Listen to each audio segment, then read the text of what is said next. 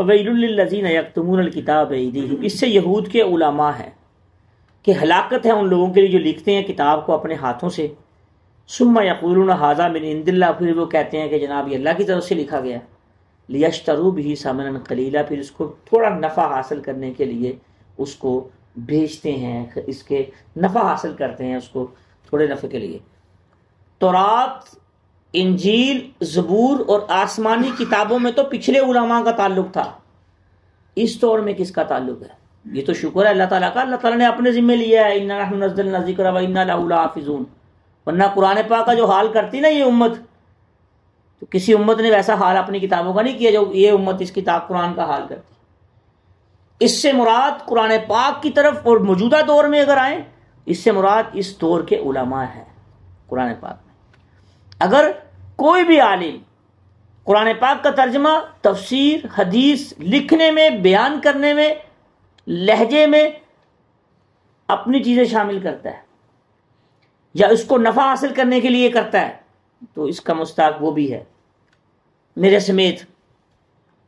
میری بات سمجھ آ رہی ہے بھائی؟ قرآن پاک موجودہ دور میں جتنے علماء ہیں اس کا مستحق وہ ہے۔ اگر ہم قرآن پاک کو ایمانداری سے ترازو میں رکھ کے تول کے سارے مفسرین کو دیکھ کے نہیں چلیں گے، کسی ایک فرقے کی تبلیغ کر کے تمہیں بٹھائے رکھیں گے اسی فرقے میں، تو گناہ گار ہو۔ ہر ایک میں اچھائیاں بھی ہیں، کمیاں بھی ہیں، اچھی چیزیں بھی ہیں، بری چیزیں بھی ہیں۔ میری بات یاد رکھیں، ایک میں چھوٹی سی اصولی بات بتلا دیتا ہوں، اگر یہ بات سمجھ آ گئی تو زندگی بن جائے گی انشاءاللہ تعالی۔ چھوٹی بات کیا ہے بھائیو، یہ جو فرقے ہیں، کتنے فرقے بن گئے؟ ایک ہوتا ہے پاکستان کے فرقے نہیں، پوری دنیا میں مختلف طریقوں سے نماز پڑھی جاتی ہے، مختلف طریقوں سے جنازے پڑھے جاتے ہیں، مختلف طریقوں سے یہ عبادات کی جاتی ہیں اللہ تعالیٰ کی، صرف حامی مومن نہیں ہے پاکستانی۔ حلال و حرام میں کسی کا اختلاف نہیں ہے، سور سب کے نزدیک، سب فرقوں کے نزدیک حرام ہے، شراب سب کے نزدیک حرام ہے۔ میری بات سمجھ آ رہی کہ نہیں آ رہی؟ بکرا سب کے نزدیک حلال ہے، شربت سب کے نزدیک حلال ہے۔ اختلاف کس بات میں ہے؟ اختلاف اولا غیر اولا میں ہے۔ رفع دین، بعض کہتے ہیں زیادہ افضل رفع دین، بعض کہتے ہیں افضل ترک رفع دین، یہ اختلاف صحیح دونوں ہے۔ بعض ہاتھ باندھ کے نماز پڑھتے ہیں، بعض شروع میں رفع دین کرتے ہیں، ایسے ہوتا ہے کہ نہیں ہوتا؟ تو بعض مختلف طریقوں سے نمازیں پڑھی جاتی ہیں، مختلف طریقوں سے اللہ تعالیٰ کی عبادت کی جاتی ہے۔ تو اس لیے کوشش کریں، ہمیشہ یاد رکھیں، علماء کے جو بات سمجھ نہ آئے علماء سے پوچھ لیں، کسی ایک فرقے میں ہی نہ لگے رہیں، دوسرے فرقوں کو ڈیگریڈ کرتے رہیں۔ ہاں، جس فرقے کی جو کمیاں ہیں اس کی کمیوں پہ نہ جائیں، یعنی اس کی کمیوں کو نہ لیں، نہ جانے کا مطلب یہ اس کی کمیوں کو نہ لیں۔ ہاں، شرک میں تو بالکل گنجائش نہیں کسی کی بھی، ان اللہ لا یغفر ان یشرک بہ ویغفر ما دون ذلک لمن یشاء، بدعت کی کہیں گنجائش نہیں ہے۔ قرآن و سنت کو لیں، لیکن میرے دوستو کم از کم اتنا دماغ میں رکھیں، جو دوسرے کچھ اللہ کی عبادات کر رہے ہیں، چاہے اس کو وہ رفع دین کر رہے ہیں، آمین بالجہر کر رہے ہیں، یا کسی اور طریقے سے جنازہ پڑھتے ہیں، کسی اور طریقے سے نکاح، نماز، روزہ، جنازہ، مختلف عبادات میں کچھ طریقہ یا دعائیں مختلف ہیں، تو اس لیے ان کو کوئی ڈیگریڈ نہ کرنا شروع کر دیں۔ اپنی نماز روزے پہ غور دیں خدا کے لیے۔ اپنی نماز نہیں آتی، اپنا جنازہ نہیں آتا، اپنی دعائے قنوت نہیں آتی، توجہ جناب دوسروں کی طرف کی ہوئی ہے، سارا دن دوسرے فرقوں کی جان نہیں چھوڑتے۔ اس چکر میں نہیں پڑھنا چاہیے، اس چکر میں نہیں پڑھنا چاہیے۔ اپنے پہلے اپنے سارے معاملات ٹھیک کریں، اپنا اللہ سے تعلق ٹھیک کریں، اپنی نظر ٹھیک کریں، اپنی زبان ٹھیک کریں، اپنے کان ٹھیک کریں، اپنے دل دماغ کو ٹھیک کریں کہ خیانت تو نہیں کر رہا، کہیں غیر اللہ کی محبت تو میرے دل دماغ میں نہیں پھر رہی۔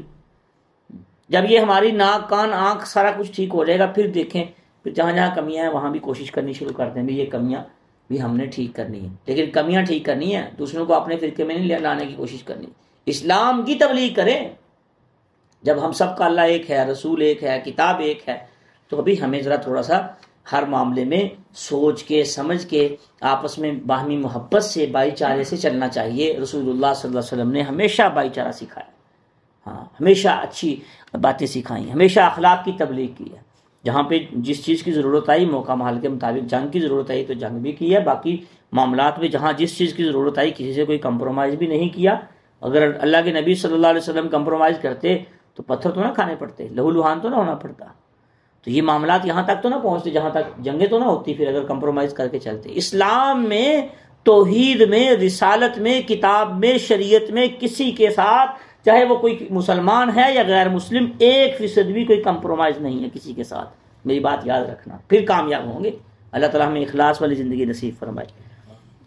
ثم یقولون ھذا من عند اللہ لیشتروا به ثمنا قلیلا فویل لهم مما كتبت ایدیہم ویل لهم مما یکسبون. ہلاکت ہے. اللہ تعالیٰ خود فرما رہے ہیں اگر ہم بھائی آپ نے کوئی تفسیر پڑھنی ہو تو کسی عالم سے، کسی مسند مفتی صاحب سے مشورہ کر کے پڑھ لیا کریں. ترجمہ پڑھنا چاہیے، تفسیر پڑھنی چاہیے. ہم ترجمہ اور تفسیر سے نہیں روکتے، لیکن مختلف ذہن کے لوگوں نے مختلف قسم کی تفاسیر لکھ دی ہوئی ہیں، تو مشورہ کر کے یہ پڑھوں. پھر کسی بہتر طریقہ یہ ہے کسی استاد سے پڑھیں. کوئی استاد سے پڑھیں گے تو انشاءاللہ تعالی اچھی رہنمائی مل جائے گی. وقالوا لن تمسنا النار الا ایاما معدودہ. وہ یہ خوش فہمی کا شکار ہے. بہت سے لوگ ایسے ہوتے ہیں بھئی اللہ نے دنیا میں ہمیں سہولتیں دی ہیں، کوٹھی بنگلہ دیا ہے، دکان مکان کاروبار دیا ہے، بینک بیلنس دیا ہے ہمیں دنیا میں، تو آخرت میں بھی ہمیں ایسے ہی اللہ پاک بس معاف کر دیں گے بس. تو یہ یہود کے علماء کہتے تھے ہمیں تو اللہ چھوڑ دے گا ویسے ہی چاند دن کے لیے جہنم میں ڈالیں گے. ایسی بات نہیں ہے. اللہ پاک نے اس کی نفی فرمائی آگے. قل اتخذتم عند اللہ عہدا، کیا انہوں نے اللہ سے کوئی وعدہ لیا ہے کہ ہمیں چاند دن؟ جو اللہ تعالیٰ نے اس سے اگلی آیت میں اس کا جواب دیا ہے، جو جیسے اعمال کرے گا اس کی آخرت ویسی بنے گی. یہاں میں ایک پوائنٹ کی بات بتلا دوں کہ قرآن پاک میں اور جگہ بھی ہے وما یستوی الاعمی والبصیر والذین آمنوا وعملوا الصالحات والمسیح قلیلا ما تذکرون. اگر ہم اپنی مرضی کی زندگی گزاریں گے، نمازی اور بے نمازی برابر نہیں ہو سکتے. یاد رکھیں آخرت میں یہ خوش فہمی کا شکار نہ رہیں. یہ نہ کہ میں توبہ کر کے برابر ہو جاؤں گا کسی کے. زانی اور پاک دامن یہ برابر نہیں ہو سکتے. سود، پھر شریعت کا فائدہ کیا؟ اگر سود خور اور حلال کھانے والا اور سود خور برابر ہیں تو پھر شریعت کا مطلب کیا ہے؟ قرآن کا کیا مطلب ہے؟ رسول اللہ صلی اللہ علیہ وسلم کو بھیجنے کا مقصد پھر کیا تھا اگر حرام میں اور اس میں تمیز ہی نہیں کرنی یا سمجھنی نہیں ہے؟ داڑھی والا اور داڑھی کٹا، داڑھی منڈا برابر نہیں ہو سکتے. میری بات یاد رکھنا. تہجد پڑھنے والا اور بے نمازی برابر نہیں ہو سکتے. بندہ آرام سے سویا ہوا ہے 8 بجے اٹھتا ہے اور ایک بندہ ٹھنڈے پانی میں اٹھ کے وضو کر کے نماز پڑھ رہا ہے دنیا میں، تو یہ آخرت میں برابر ہو جائیں گے؟ سوچے بھی نہ کبھی. اس کا جواب قرآن پاک نے ہی دیا ہے. وَلِمَنْ خَافَ مَقَامَ رَبِّهِ جَنَّتَانِ. سورہ رحمان پڑھ لیں، وہاں پہ 2 جنتوں کا ذکر کیا اللہ تعالیٰ نے، خود ہی بیان فرمایا.